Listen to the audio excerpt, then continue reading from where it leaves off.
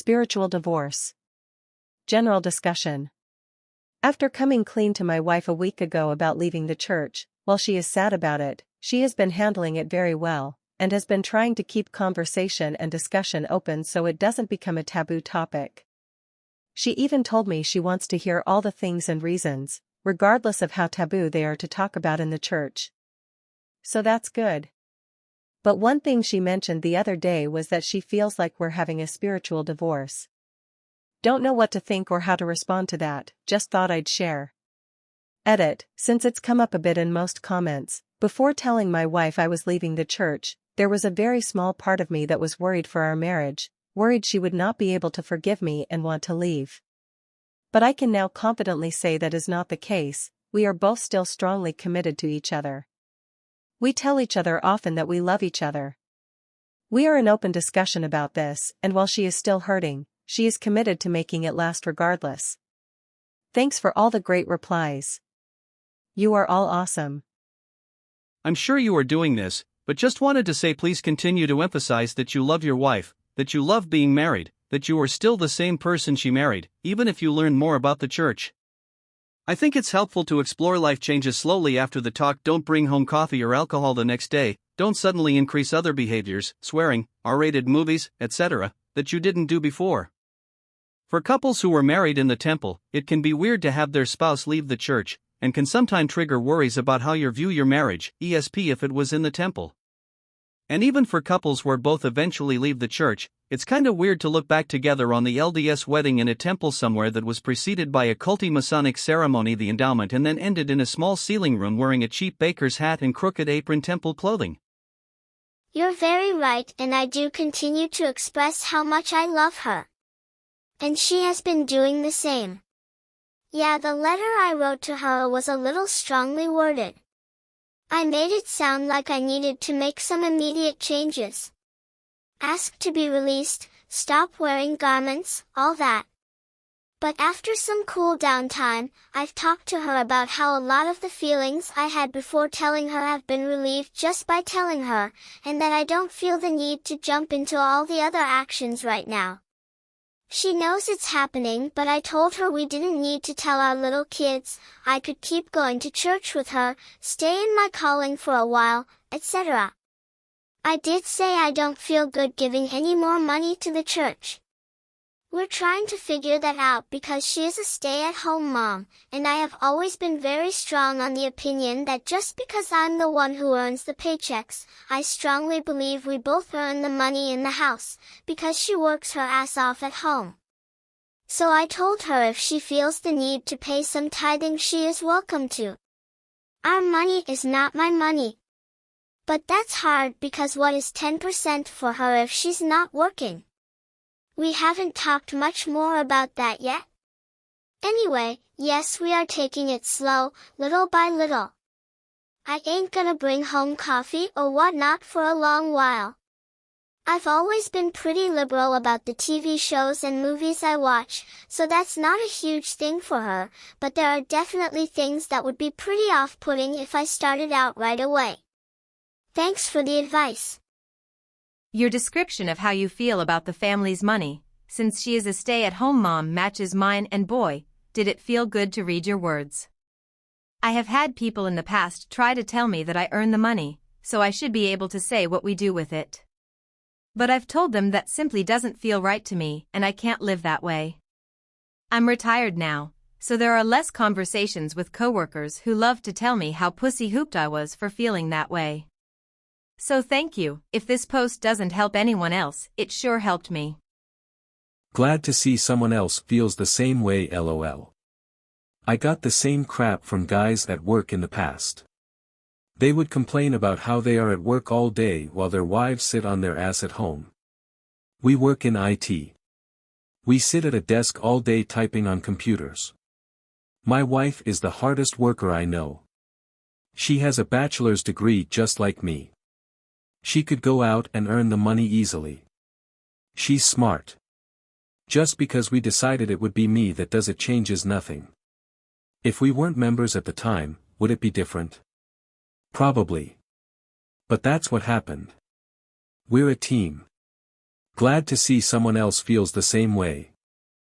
I mean, yeah, my faith transition broke my marriage for a while.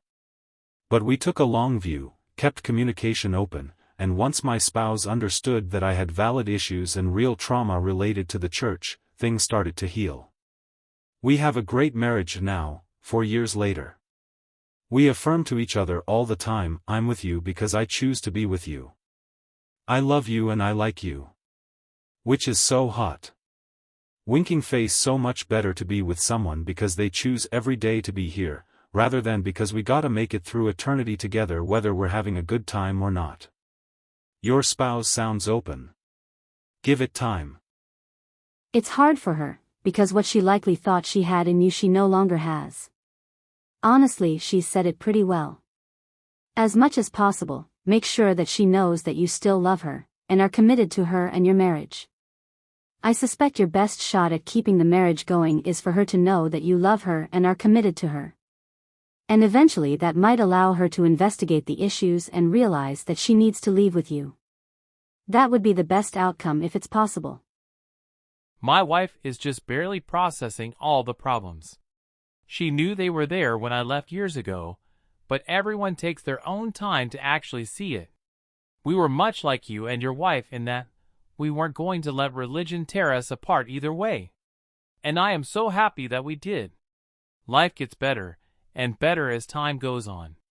Her seeing that you are still you will ease her more and more over time. We have ended up with a much more spiritual connection than we ever did before. Meaning we feel connected deeply with it ourselves. That comes from within. I certainly don't know everything about you guys, but just from your attitudes I think you rascals can do just fine. I truly wish you happiness on the journey. You are divorcing yourself from the church. Go slow and easy on the info. Here a little, there a little. Line upon line. If you start to throw stuff at her it will backfire. Ask me how I know. An example would be to just tell her about the SEC ruling and the fine the church paid. Make sure she understands that there is a PDF file attached to the statement. The PDF file is about 9 pages long, but let her go out of her way to find it and read it, and then get back with you. One thing you are doing is giving her permission to doubt. I know that sounds weird, but that has been my experience, and you'll understand as time goes. You can always say, I hadn't thought of it that way. I can see how that must hurt to feel like we're becoming spiritually divorced. Thank you for telling me. I hate how much this is hurting you. And then her respond and say whatever she needs to say about it. Listening to truly understand another person without needing to agree or disagree is such a valuable and loving skill. It sounds like that's what she wants to do for you through this too. Best wishes to you both. It really sounds like you're in it together, which is so encouraging. I feel like spiritual divorce, in your context, sounds like differentiation. It's a process of allowing each of your own respective spiritual beliefs. It's something that I've had to do in my own mixed faith marriage, and it's actually fantastic. Mormon marriages have no boundaries, that even includes thoughts, like about religion. The moment we started treating each other as adults with our own thoughts and feelings, we were able to finally set boundaries, our communication improved, and every heavy topic stopped feeling like it had some magical existential weight, and we started to see each other for the first time as equals. Good luck. Keep going. Speaking as the spouse who left first, my spouse definitely went through a grieving process for the future we had originally planned together. Church milestones for our kids, senior mission, not to mention the eternities. From your replies to others, it sounds like you two are allowing each other to have and express your feelings even when they differ, and you are affirming your relationship is most important. That is encouraging.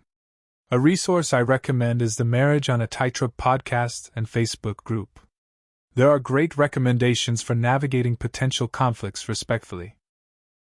I know it might not have been intentional, but that's a little manipulative and sketchy, Imo.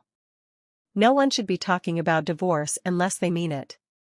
And it just feels like she's planting that seed about you splitting up. Which is a common outcome of mixed faith marriages. Nothing wrong with that, you are on different paths. But it just, I dunno, rubs me the wrong way. Your relationship is still your relationship and you get to decide how it evolves together. While the spiritual divorce comment may be hurtful, she is doing amazing processing this news. She sounds like a very loving person and very mature. The fact she wants to hear your reasons is a very rare thing. Be careful that with trust. Be level-headed when discussing the reasons. Try not to sound angry. Take it slow. From the sounds of it, your relationship seems to have a great chance of survival. You have a strong marriage. You can get through this.